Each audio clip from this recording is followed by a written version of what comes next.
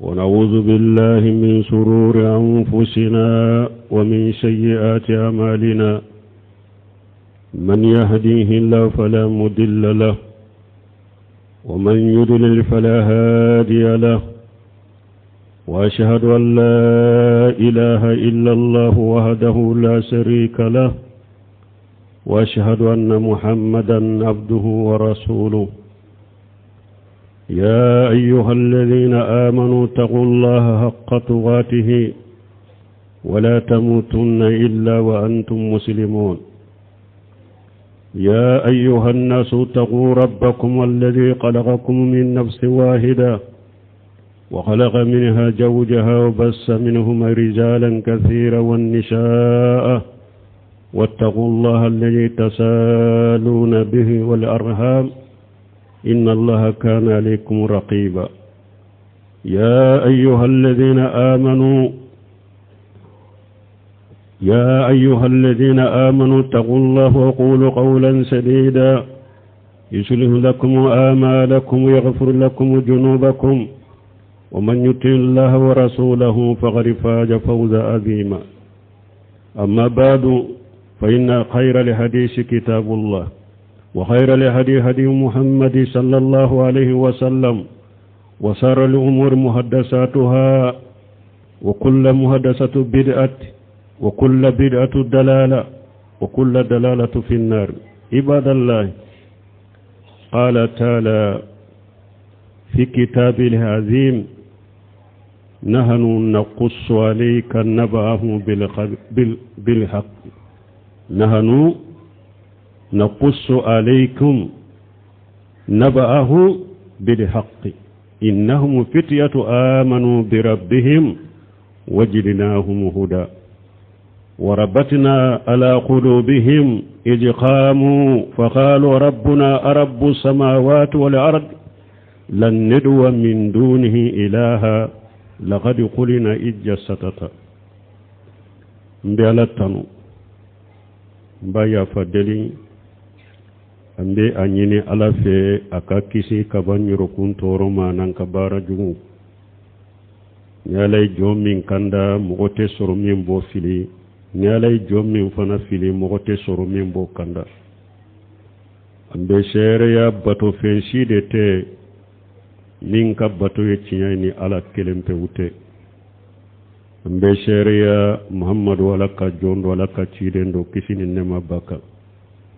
anaka dunkew anaka shebaw alaku kisi min kacha kosobe balma wanka do ala masamin korota lendo akakura na bayin kono aye fonanke do ka fonankew ayu kofo kutanu ka karama kuye ka bonya kuye na yutanu ni munye ni karama keruye bonya keruye amba fo karama minna karamatul awliya alaka jonyuma ka karama alaka jonyuma ni alabe bonya min kuye o kera nin kamale munye fonan ke wudero me mun kama tauhidi bonyani karama keruye tauhidi de kama ka sora momenta kurana kono ka togo da ula ninyi fonnan kewde mo wolon fula de do uma jamal laje de uma jamana laje uma dugu laje jamana masake na ka jamana momen ka mugo uka jamana masake ani jamana deumbe ubetumbe musirikiya de ka bato fenwaru bato kufara alaka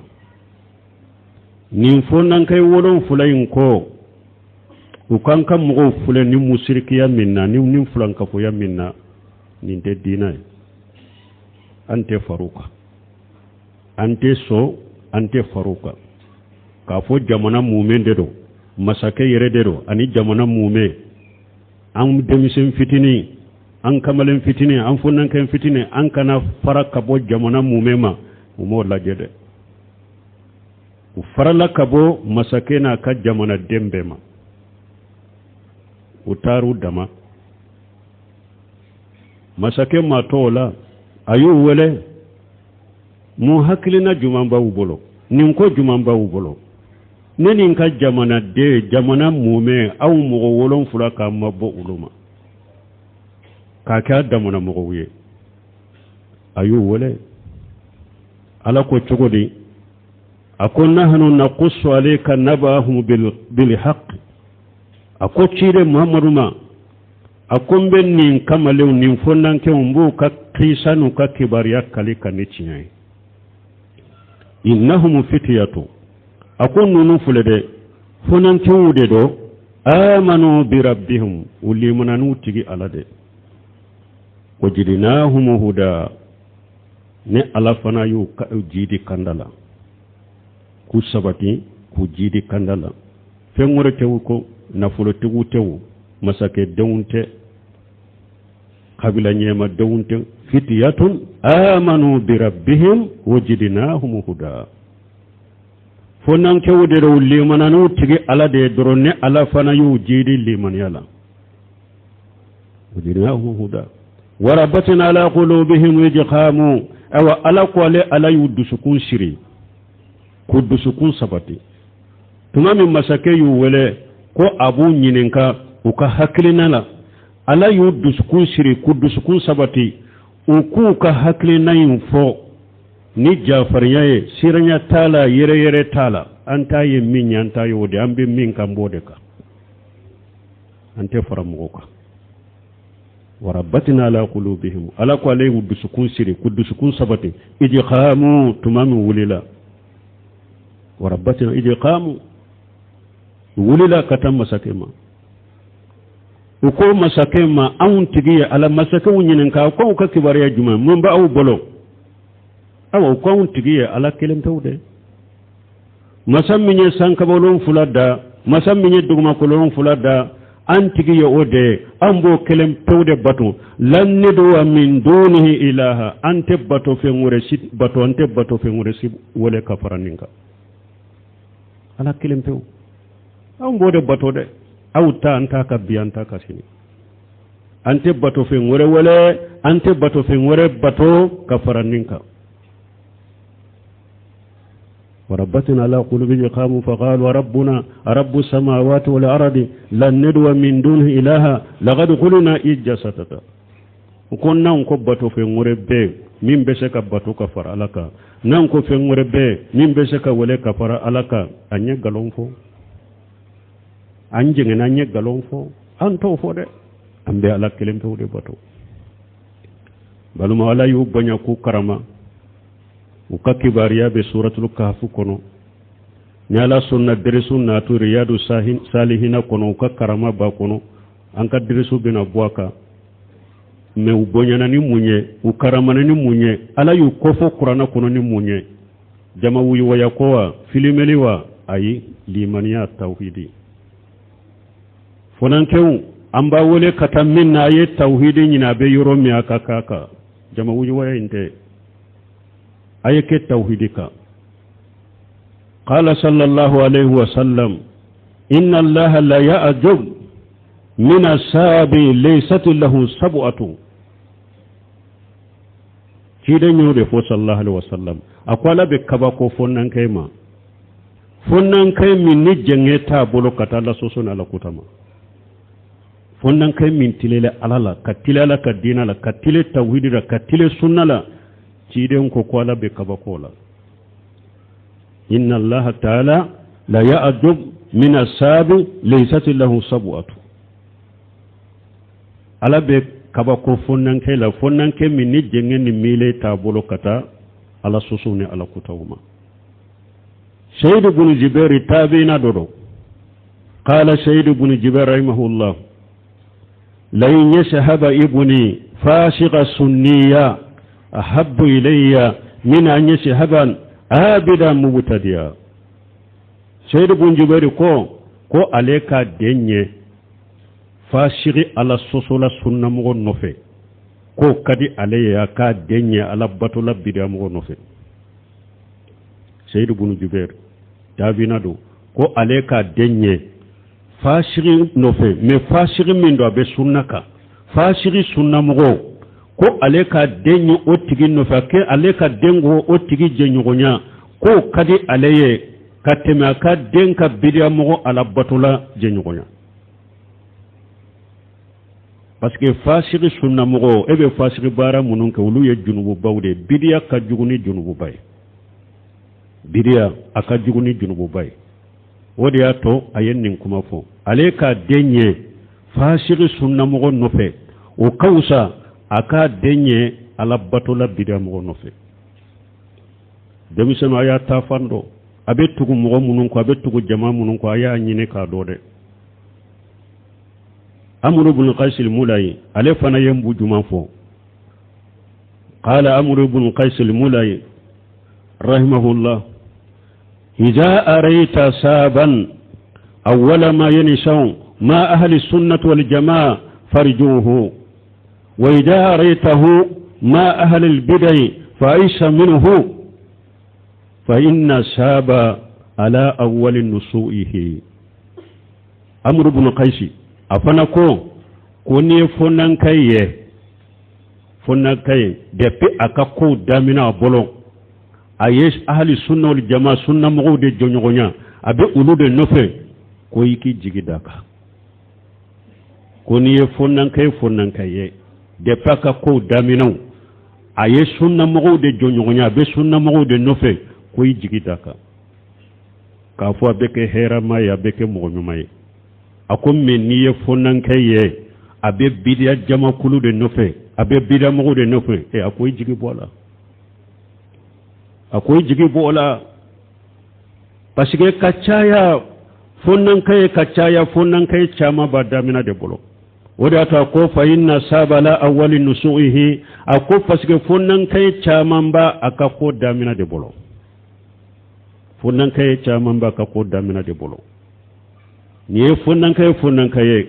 sunna cinya be yoromi sunna mungo be yoromi ahli sunna wal jamaa ala man hadi salafu salu ye fonnan kaye abo jama de la bolu de nofe ijigidaka kunni nye hera maya benya men ni sunna e wa fonnan kaye abe bidiya mungo de nofe ako jigi boaka de ako pasike fonnan kaye abaka ko damina de bolo kachaya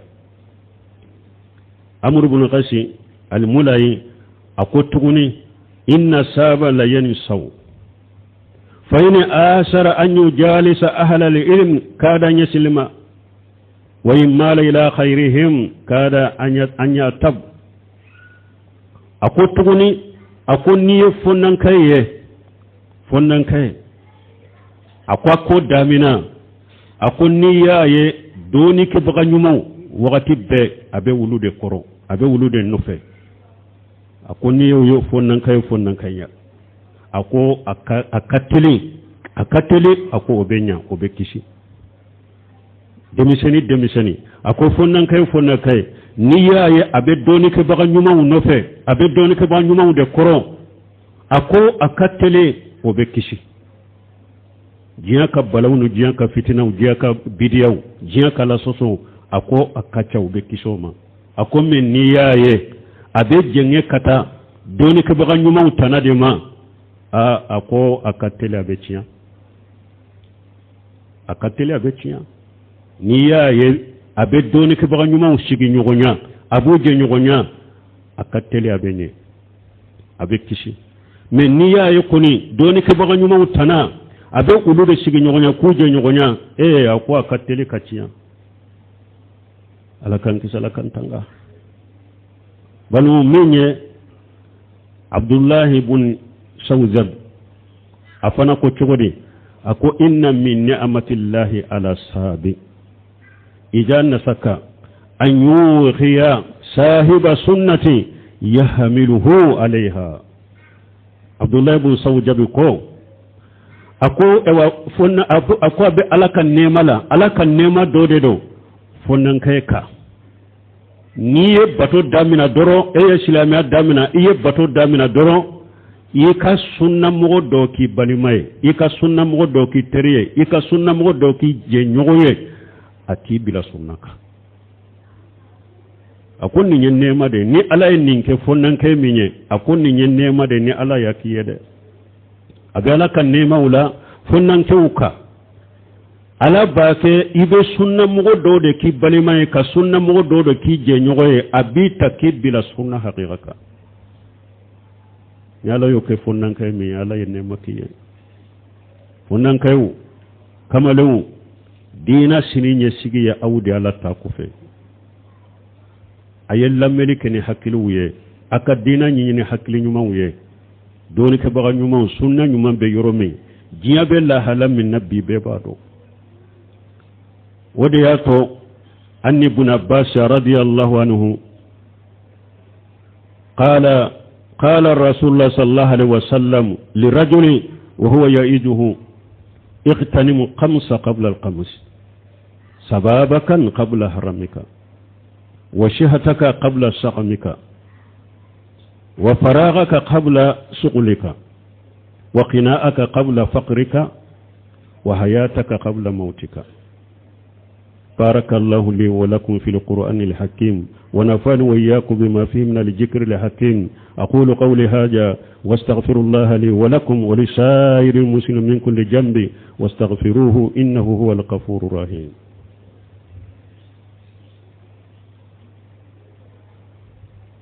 الحمد لله رب العالمين والصلاة والسلام على نبينا محمد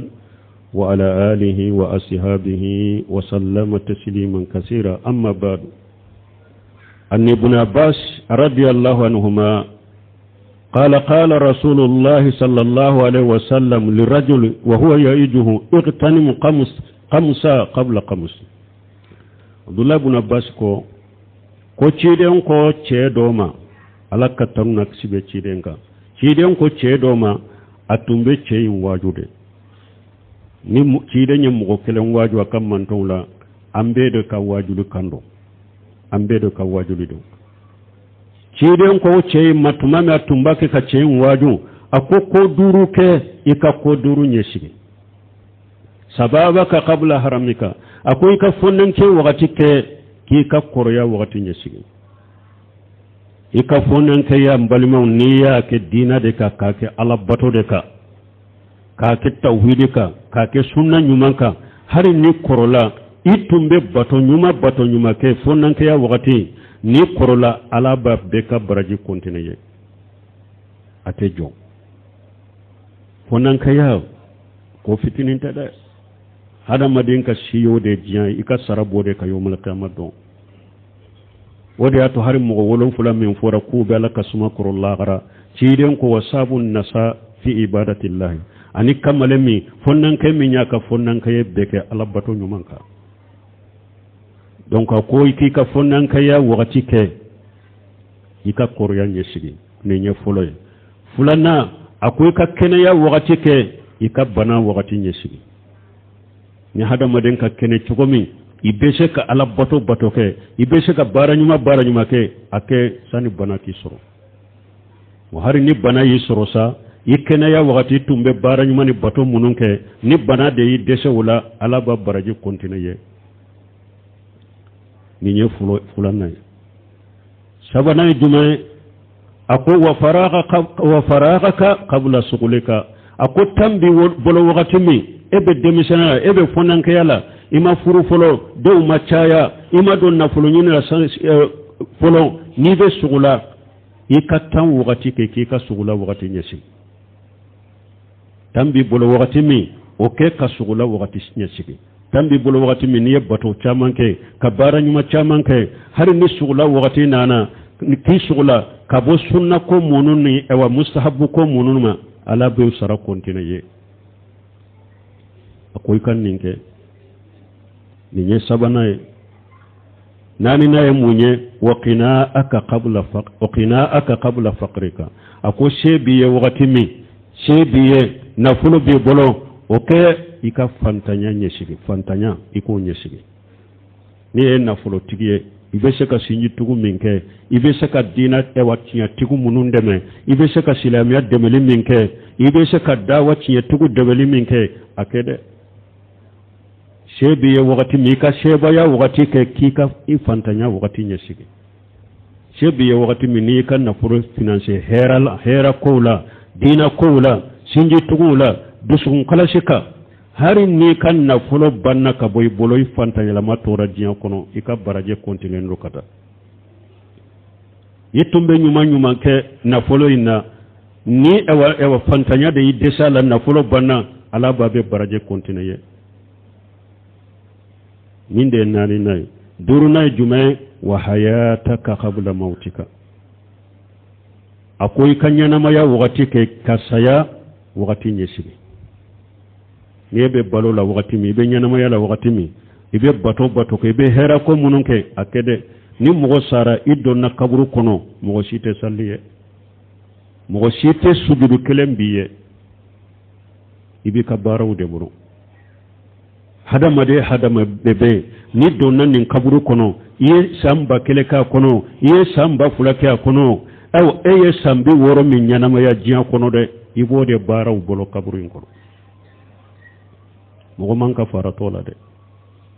nyanama ya hakke min dirima ikanyanama ya ke kasaya nyesigi ikanyanama ya sammuga de dirima sambi nani sambi duru sambi woro katasa ewa sankemela niya beke ala koni batodera ni sara nimisate de